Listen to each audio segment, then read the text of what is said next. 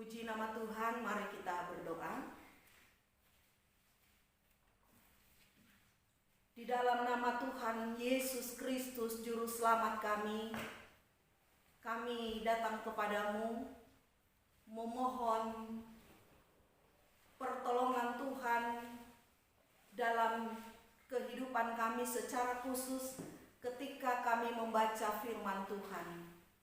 Kami membutuhkan pemahaman atau pengertian dari Tuhan lewat Roh-Mu yang kudus, supaya apa yang kami baca dari firman Tuhan, penjelasan yang didengarkan dapat membawa kami mengerti, sehingga apa yang menjadi pengertian yang dikerjakan Roh Kudus membuat kami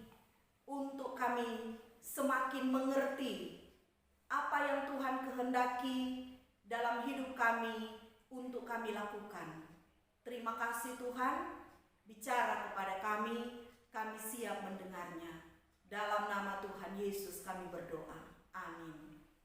Mari kita membaca firman Tuhan dari Kisah Para Rasul pasal 3 ayat 1 sampai ayat 10. Kisah Rasul pasal 3 ayat 1 sampai ayat 10. Saya akan membacakannya bagi kita semua. Petrus menyembuhkan orang lumpuh. Pada suatu hari menjelang waktu sembahyang, yaitu pukul 3 petang, naiklah Petrus dan Yohanes ke bait Allah. Di situ ada seorang laki-laki yang lumpuh sejak lahirnya, sehingga ia harus diusung. Tiap-tiap hari orang itu diletakkan dekat pintu gerbang bait Allah yang bernama Gerbang Indah untuk meminta sedekah kepada orang yang masuk ke dalam bait Allah. Ketika orang itu melihat bahwa Petrus dan Yohanes hendak masuk ke bait Allah, ia meminta sedekah. Mereka menatap dia dan Petrus berkata, "Lihatlah kepada kami."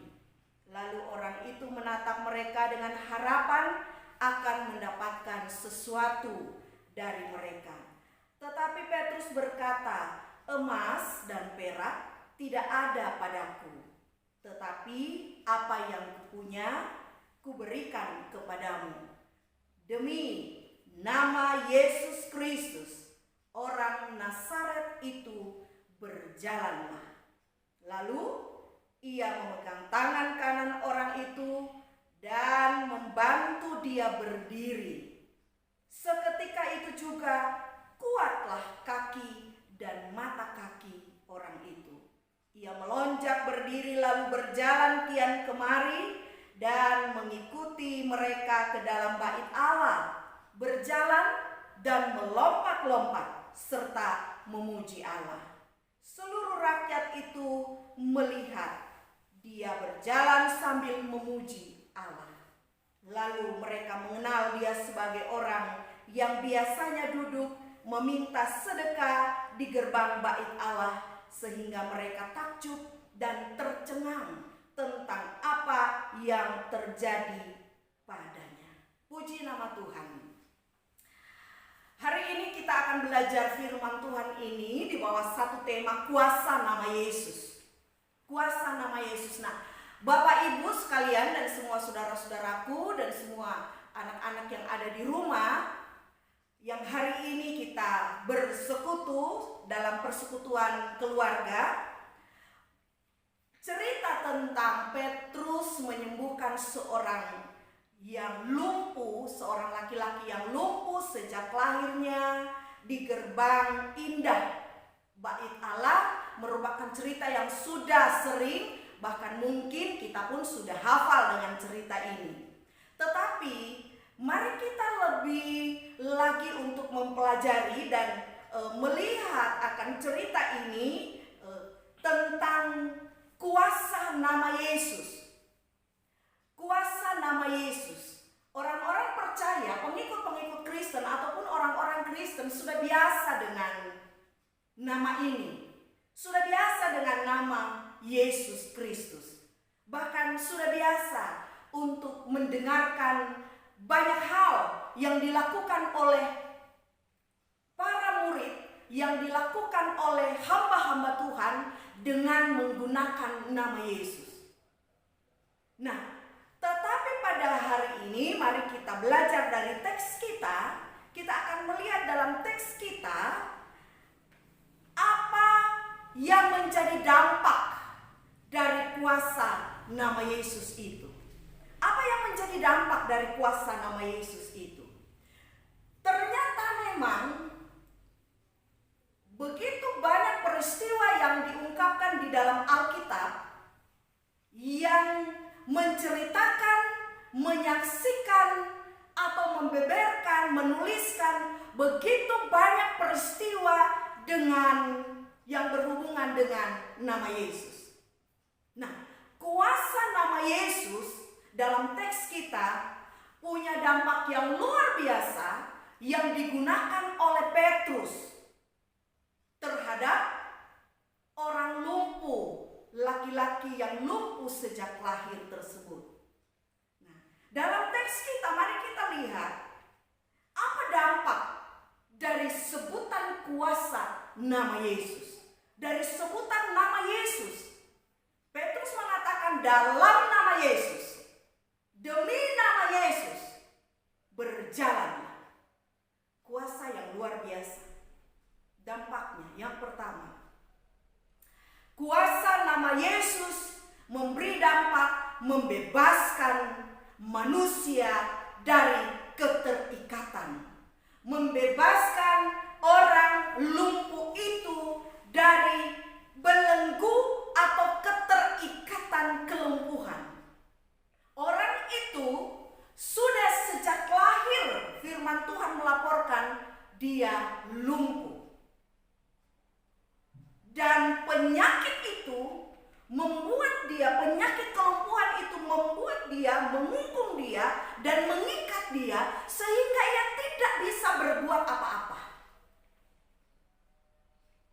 Dia tidak dapat melakukan apa-apa, tidak bisa berjalan, tidak bisa bekerja, tidak bisa berinteraksi dengan baik karena penyakit itu mengikat dia. Sehingga untuk berada di satu tempat, dia membutuhkan orang lain untuk mengusungnya. Dia membutuhkan orang lain untuk menolong dia. Tidak bisa melakukan apa-apa. Bahkan di sana dalam cerita kita, dalam firman Tuhan dikatakan, dia menjadi seorang pengemis. Tidak dapat melakukan apa-apa. Bapak Ibu sekalian dan saudara-saudaraku, dengan nama Yesus, maka orang lumpuh itu, demi nama Yesus, dengan nama Yesus yang berkuasa itu, orang lumpuh itu dibebaskan, diikat, yang terikat dari kelumpuhannya, dibelenggu oleh kelumpuhannya dan dibebaskan dengan kuasa nama Yesus. Nama yang sangat luar biasa. Bapak Ibu, mungkin kita tidak dalam keadaan lumpuh. Kami tahu semua jemaat GKI tidak ada dalam keadaan lumpuh. Tetapi mungkin kita sekarang sedang terikat. Sedang diikat atau dibelenggu oleh hal-hal yang lain. Bisa saja dengan sebuah penyakit dalam tubuh kita. Bisa saja kita sedang dibelenggu oleh dosa, sedang diikat oleh dosa, sehingga kita tidak dapat melakukan apa-apa. Mungkin kita secara manusia normal kita bisa berjalan, kita bisa bekerja, tetapi ada dosa yang mengikat kita sehingga kita tidak dapat melakukan apa-apa dengan Tuhan. Dosa menghalangi doa kita, dosa menghalangi jawaban Tuhan untuk doa kita, dosa menghalangi hubungan kita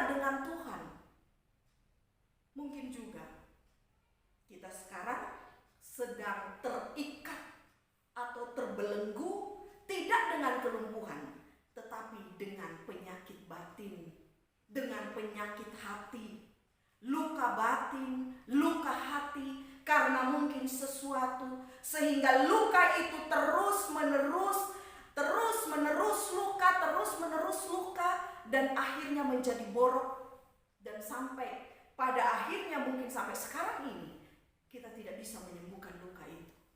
Kita mungkin terluka dengan perkataan seseorang, kita mungkin terluka dengan cara orang lain, kita mungkin sedang menderita dengan keadaan yang dibuat oleh orang lain kepada kita. Yesus Kristus, nama itu sanggup melepaskan Bapak Ibu semua, saudara-saudariku, dari belenggu, keterikatan luka-luka batin, keterikatan dosa, keterikatan sakit hati, keterikatan luka hati, dilepaskan dalam nama Tuhan Yesus. Karena itu percayalah kepada kuasa nama Yesus. Yang kedua, dampak dari kuasa nama Yesus, yaitu ayat 7, memulihkan keadaan. Luar biasa.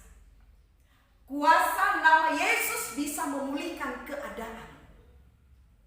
Keadaan pengemis, seorang pengemis yang biasanya hanya memohon belas kasihan orang, tetapi setelah dia berjumpa dengan Yesus, dia percaya kepada Yesus, dia menjadi sembuh dan keadaannya dipulihkan. Tidak hanya tubuhnya yang dipulihkan, tetapi seluruh keadaannya dipulihkan. Kepercayaannya dipulihkan, kepercayaan dirinya dipulihkan, sehingga ketika Petrus mengatakan demi nama Yesus berjalanlah, lalu Petrus memegang tangannya dan mengangkat dia untuk berdiri. Dia berdiri. Jika dia tidak percaya, maka dia tidak akan mau berdiri. Keadaannya dipulihkan. Dari pengemis, tidak lagi dia duduk di pintu gerbang indah untuk meminta belas kasihan dan mengemis, tidak lagi di sana. Tetapi dia meninggalkan keadaannya yang lama. Ketika dia bisa berjalan, dia tidak lagi kembali untuk duduk untuk mengemis. Enggak. Untuk meminta belas kasihan. Tidak. Tetapi firman Tuhan mencatat dan sudah kita baca, bahwa ketika dia bisa berdiri dan dia bisa berjalan, maka keadaannya berubah. Keadaannya berubah. Tidak lagi dia kembali ke tempat yang semula. Bapak, Ibu, dan semua saudara-saudariku, nama Yesus berkuasa untuk memulihkan dan mengubah keadaan kita dari yang buruk menjadi yang lebih baik, dari yang tidak bisa buat apa-apa menjadi bisa melakukan apa-apa, dari yang tidak mungkin percaya diri bisa menjadi lebih percaya diri. Kuasa nama Yesus bisa memulihkan. Dan di ayat 7 di sana juga dilaporkan bahwa kuasa nama Yesus itu menguatkan. Luar biasa. Menguatkan mata kakinya, menguatkan kakinya sehingga dia bisa berdiri. Luar biasa, Bapak Ibu. Bagaimana dengan keadaan kita? Mari percaya kepada nama Yesus yang berkuasa itu. Kita dalam kondisi yang seperti apa sekarang ini? Kita dalam keadaan yang seperti apa sekarang ini? Tuhan Yesus, nama itu bisa membalikan keadaan kita, bisa mengubah keadaan kita, bisa memulihkan keadaan kita, bisa menguatkan kita yang dari tadinya mungkin lemah, tidak bisa berbuat apa-apa, tetapi dengan nama Yesus, percaya kepada nama Yesus, bangkit dan berdiri, maka kita bisa menghadapi keadaan yang lebih baik ke depan. Dengan siapa? Tidak sendiri, tetapi dengan kuasa nama Yesus. Dan yang kuasa nama Yesus. Ayat 8. Membawa orang lumpuh itu kepada hadirat Tuhan. Membawa orang lumpuh yang tadinya cuma sampai kepada gerbang bait Allah, gerbang indah bait Allah. Tetapi ketika dia disembuhkan, dipulihkan, dibebaskan oleh kuasa nama Yesus yang digunakan oleh Petrus pada waktu itu, membawa dia untuk masuk ke dalam bait Allah. Masuk ke dalam bait Allah. Dia melompat-lompat, dia berjalan dan melompat-lompat dan memuji Tuhan, memuliakan Tuhan. Kuasa nama Yesus membawa orang kepada hadirat Allah. Kuasa nama Yesus membawa orang kepada memuliakan Tuhan. Luar biasa. Bagaimana dengan kita? Kita yang sudah percaya dengan Yesus Kristus. Mungkin kita, kelemahan kita, kondisi kita, keadaan kita mungkin menjadi penghambat untuk kita datang di hadirat Tuhan. Mari kita belajar dari firman Tuhan. Kita belajar dari firman Tuhan bahwa ketika Tuhan sudah membuka belenggu kita, sudah membebaskan kita, ketika Tuhan sudah memulihkan kita, kita tidak lagi seperti yang dulu. Maka sekaranglah waktunya untuk datang kepada Tuhan, ke hadirat Tuhan, memuji dan memuliakan Tuhan. Mengapa? Karena sudah begitu banyak pertolongan Tuhan yang ajaib yang kita dapatkan, yang kita terima, yang diberikan Tuhan kepada kita. Sudah mungkin begitu banyak. Mari kita ingat apa yang sudah Tuhan lakukan kepada kita, sehingga itulah yang membawa kita untuk kita datang kepada hadirat Tuhan dan kita memuliakan Tuhan. Jadilah orang-orang yang percaya, yang senantiasa merindukan pelataran Tuhan, senantiasa merindukan hadirat Tuhan, dan senantiasa untuk hidup memuji dan memuliakan Tuhan, sehingga hidup kita menjadi kesaksian bagi banyak orang. Orang lumpuh ini dalam kehidupan yang berubah, dalam kondisi yang sudah dipulihkan, yang sudah dibebaskan oleh Tuhan, dia masuk ke dalam bait Allah. Dia memuji, memuliakan Tuhan, melompat-lompat, bersukacita, dan semua rakyat melihat dan menjadi kesaksian yang hidup bagi orang lain. Sekali lagi, pada hari Selasa yang lalu, saya ingatkan bahwa firman Tuhan, bagaimana cara hidup jemaat pada mula-mula. Allah memakai hidup kita sebagai orang-orang yang percaya dengan memiliki kaitannya dengan keselamatan. Jadi mari kita betul-betul harus menyadari akan kondisi ini, harus menyadari akan keberadaan kita, bahwa kita hidup untuk menjadi kesaksian, untuk menyaksikan siapa Kristus yang telah melakukan banyak hal, perbuatan ajaib dalam hidup kita, sehingga orang lain diberkati, orang lain dikuatkan, orang lain disegarkan, bahkan orang lain diselamatkan. Itulah hidup dengan kuasa nama Yesus. Mari kita berdoa. Bapa, di dalam nama Tuhan Yesus Kristus, terpujilah Engkau ya Tuhan, karena Engkau telah memberikan kepada kami kuasa di dalam nama Tuhan Yesus Kristus. Dan kuasa nama Yesus Kristus itu telah mengubahkan kami. Kuasa nama Yesus Kristus itu telah memulihkan keadaan kami. Kuasa nama Yesus Kristus itu telah menguatkan kami, membebaskan kami dari keterikatan, membebaskan kami dari belenggu. Dan kuasa nama Yesus Kristus itulah yang membawa kami untuk selalu kami haus, selalu kami ingin menikmati hadirat Tuhan. Bahkan kuasa nama Yesus itulah yang membuat kami untuk setiap hari memuji, memuliakan Tuhan, menjadi saksi Kristus dalam hidup kami. Terima kasih, pujilah nama Tuhan. Dalam nama Tuhan Yesus kami berdoa.